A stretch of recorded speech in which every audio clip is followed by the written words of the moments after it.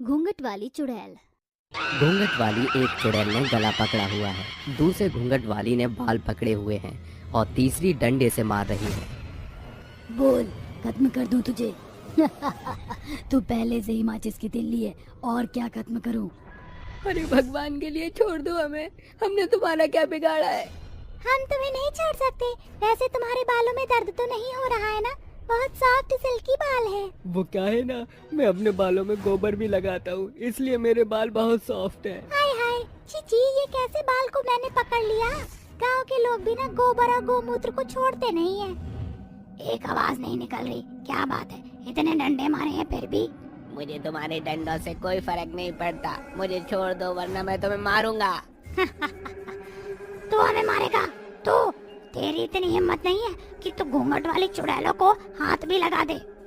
हाँ, मुझ में नहीं है दम, तुझ में है, तो अपना घूंघट हटा दे। जबान तो बहुत चल रही है तेरी, पहले तुझे ही ठिकाने लगाना पड़ेगा। बता झुमकी और मीठी, कर दूं ना मैं इसको गायब? मैं तो कहती हूँ इन तीनों को एक साथ ही गायब कर देते हैं। सही है। ये कहते ही तीनों चुड़ैल उन तीनों आदमियों को एक गुफा में जाकर अंधेरे में बंद कर देती हैं। आखिर घूंघट वाली चुड़ैल कौन थी और उन्होंने इन तीनों आदमियों के साथ ऐसा क्यों किया, ये जानने के लिए कहानी में कुछ समय पीछे चलते हैं। प्रीतमपुर गांव में रात में अचानक से भयंकर तूफान और तेज बरसात होने लगती है। उसी बीच तीन औरतें हाथों में पोटली लिए आकर कहती हैं, अरे कोई भला मानस हो तो हमारी मदद कर दो, हम यहाँ बरसात में भीग रही हैं। हाँ हाँ भाई साहब, बहन जी, कोई तो हमारी मदद कर दो, बहुत भयंकर तूफान आ रहा है। तुम लोग रुको, मैं किसी से मदद मांग कर आती हूँ। तभी मीठे एक पास की झोपड़ी में दस्तक देकर मदद मांगती है।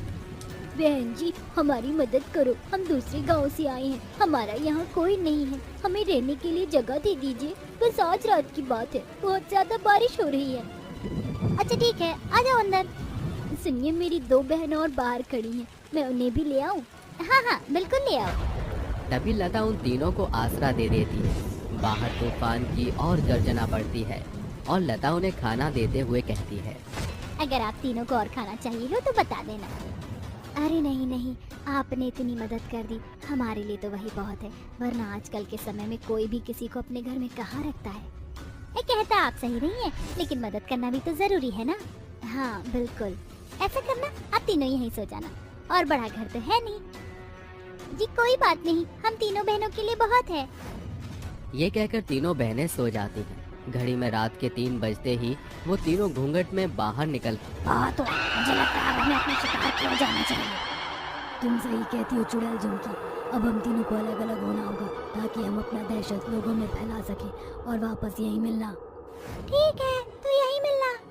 ये बोलते ही तीनों घूंघट वाली चुड़ैल अपने शिकार करने चली जाती हैं।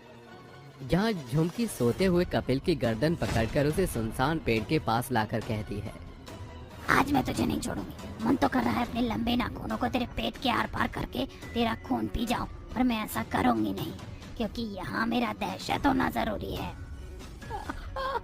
बचाओ बचाओ, कौन हो तुम और मुझे ऐसे लाने का क्या मतलब है? मतलब तो तू समझ ही गया होगा। फिलहाल मैं तुझे अपना इंट्रोडक्शन देती हूँ।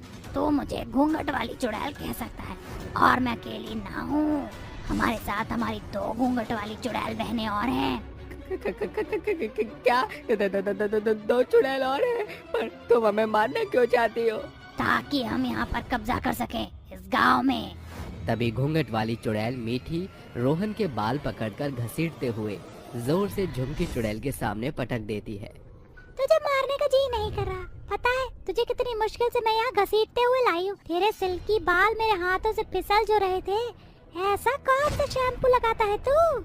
वो क्या है ना, मैं बालों को सिल्की बनाने के लिए गाय का गोबर को शैम्पू के साथ मिक्स करके लगाता हूँ।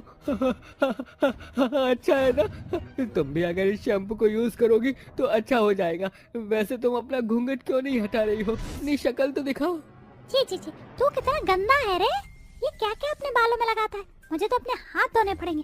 और रही बात मेरे घूंघट हटाने की, तो भूल जा, तुझे तो मैं घूंघट वाली चुड़ैल के नाम से ही याद रहूंगी। अच्छा, तो तुम तीनों यही हो। मैं भी अपना शिकार ले आई हूँ, बड़ा चिकना है पर माचिस की तिल्ली है, एक फूंक मारते ही तिल्ली हवा में उड़ जाएगी। भगवान के लिए हमें छोड़ दो। तुमने हम सबको यहाँ क्यों कैद कर रखा है और ये घूंघट का क्या राज है? उससे तुम्हें बिल्कुल मतलब नहीं होना चाहिए। ये कहते ही तीनों चुड़ैलें उन्हें मारने लगती हैं। फिर एक अंधेरी गुफा में कैद कर देती हैं और ये सिलसिला अभी थमता नहीं है। घूंघट वाली चुड़ैलें अब खुलेआम लोगों के सामने जाकर उन्हें परेशान किया करती थीं और मारने की धमकियां देती थीं। ये मानो कि उन तीनों घूंघट वाली चुड़ैलों की दहशत पूरे गांव में फैल गई थी। अरे तुमने क्यों हमारे गांव में आफत मचा रखी है?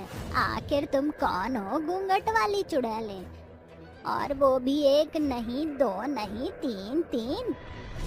हमें तुम्हारी बातों का जवाब देने में कोई दिलचस्पी नहीं है। बेहतर होगा तुम हमारी बात मानो। अब ये बताओ, दिग्विजय ठाकुर कहाँ है? हम तुम्हें नहीं बताएंगे। जो करना चाहती हो कर लो। हाँ कर लो। ठीक है, मैंने 3 आदमियों को कुछ दिन पहले कैद किया था, रोहन, हितेश, कपिल को। अगर वह किसी का पति नहीं है तो बता दो, मैं उन्हें अभी खत्म कर देती हूँ। कपिल तो मेरे पति हैं और वो इतने दिन से घर भी नहीं आए। इसका मतलब तुमने उन्हें कैद कर लिया है? मैं हाथ जोड़कर कहती हूँ छोड़ दो उन्हें। और रोहन मेरे पति हैं। और हितेश मेरा भाई, छोड़ दो उन्हें। अब आया ऊँट पहाड़ के नीचे। बताओ, वो दिग्विजय ठाकुर कहाँ है? उसे तो मरना ही होगा। वो इसी चौराहे पर जो सबसे बड़ा घर है, वो उसी में रहता है। बहुत खूब, जब पता था तो पहले क्यों नहीं बताया? ये बोलते ही इमली उसे अपनी शक्तियों से धक्का मार देती है और तीनों चुड़ैल उड़कर दिग्विजय के घर पहुंच जाती हैं। वहीं गांव की वो बूढ़ी औरत कहती है, घूंघट वाली चुड़ैल बहुत खतरनाक है। हमें जल्दी से गुरुजी के पास जाकर इन्हें मारने का कोई तोड़ लाना ही होगा, वरना ये पूरे गांव को शमशान बना देंगी। आप सही कहती हैं।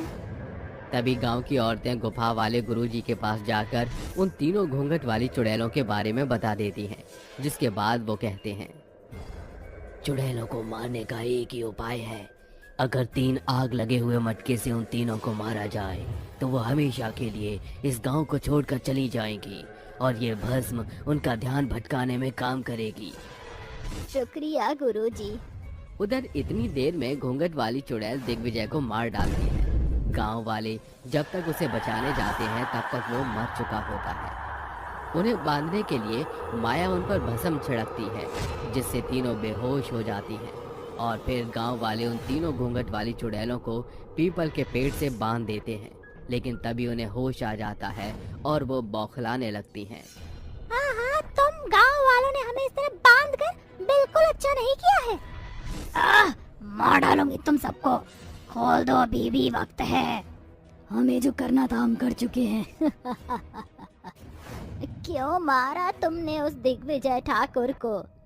क्योंकि उसने हमारे साथ गलत किया था। हम तीनों बहनें उसके जश्न में नाच रही थी, उसकी नीयत बदली।